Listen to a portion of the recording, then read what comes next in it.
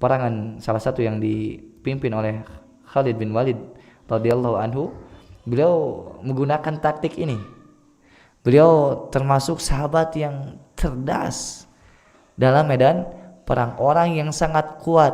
Bukan hanya sekedar kuat, taktiknya itu tajam. Bahkan kaum muslimin ketika perang Uhud dikalahkan salah satunya panglimanya siapa? Yang menunggangi kuda, Khalid bin Walid. Khalid bin Walid itu pintar ketika kaum muslimin berlawan lawan satu ketika waktu itu masih kafir.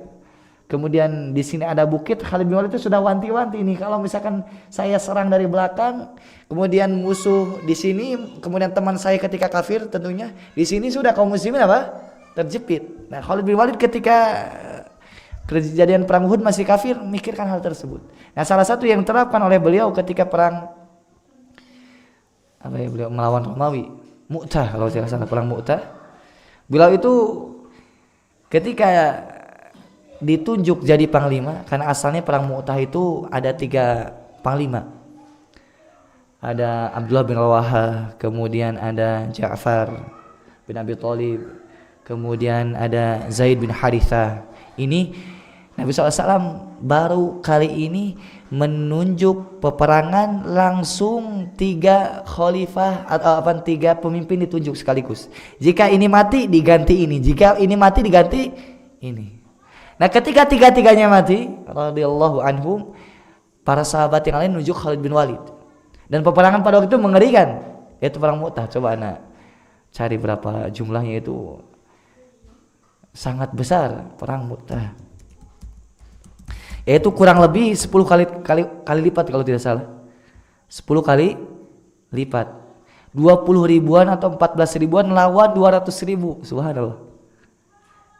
Ini berapa kali lipat ini? Berkali-kali lipat.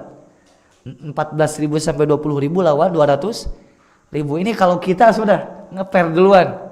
Kalau kita ini pasukan berapa? 200 ribu, kita cuma 14 ribu sampai 14 ribu sampai 20 ribu. Jauh nggak? Jauh, harus 10 kali lipat. Kalau para sahabat mah enggak, maju terus. Subhanallah. Dan yang menang kaum muslimin pada saat itu. Salah satu taktiknya yang dipakai oleh Khalid bin Walid. Ketika Khalid bin Walid memimpin peperangan tersebut, beliau itu cerdas. Jadi ketika kaum muslimin kan sedikit, lawan jumlah banyak. Nah, caranya gimana? Ini sepertinya kalau lawan terus takutnya apa? Kalah. Jadi pakai strategi, yaitu yang tadinya di depan kaum muslimin gantian sama yang di belakang. Jadi yang di belakang ke depan, yang depan ke belakang. Sehingga orang atau musuh yang di depan nyangka ini pasukan baru lagi. Yang kemarin saja enggak kalah-kalah, ini datang pasukan baru. Mikirnya seperti itu.